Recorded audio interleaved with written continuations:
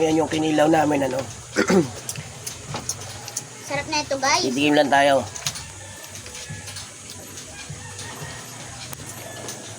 Hindi masuka, matamis na. Ano sila nagpunta? Itong ano itong pinakamasarap na pulutan, lalo na kung may tuba. Buta sa ito? Hindi, ano dun, rambutan, pinya. Uy, rambutan. Gusto ko yun.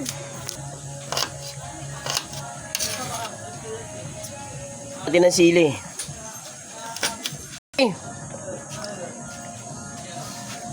Mga gulay. Sige, kumuha ka na. Kumuha ng gulay yung migo ni Erpat eh. Alin, muha namili ka rin ah. Sige, sige. Talagang paborito niya yung bulaklak. Yung kalabasa. Bagay, masarap sa gatayan eh. Tikim agad siya oh. Si Diyos na kumuha ng sili oh. Ang dami niya nakuha oh. Kahit hilaw, pwede na yan, pandigma. Ganda ng pagkauwi. Kunin mo yun oh. Ayun, nalaglag. Ayun, hindi mo naman naayos ah. Hugasan mo. Lito. Kasama rin yan sa vitamins. Grabe ang sili na to.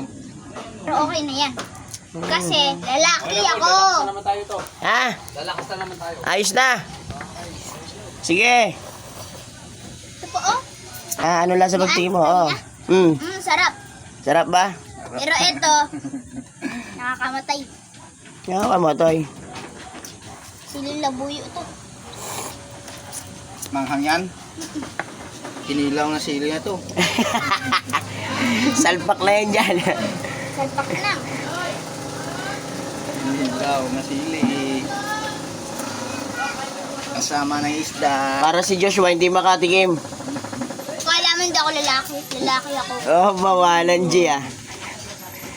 Ito pa nga nang, hindi pa nga ako makaano. Di ba? Gara na. Mamaya na. Oh. Sige. Yun. Gusto nyo kinilaw dito? Kumuha na kayo. Kinilaw. Sumubo na kayo rito. Kinilaw. Kinilaw.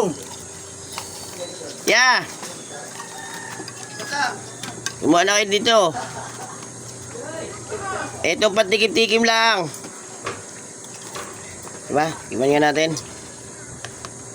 Kung ano.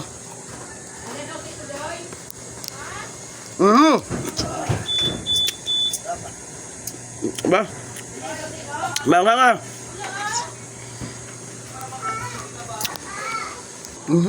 Sarap. Kinilaw lang to. Dali, dirito uso mamaya-maya. Dampot ng dampot. Ay, walan dyan oh. Dapat tikim-tikim lang. Ito to. Ito to. Ito to.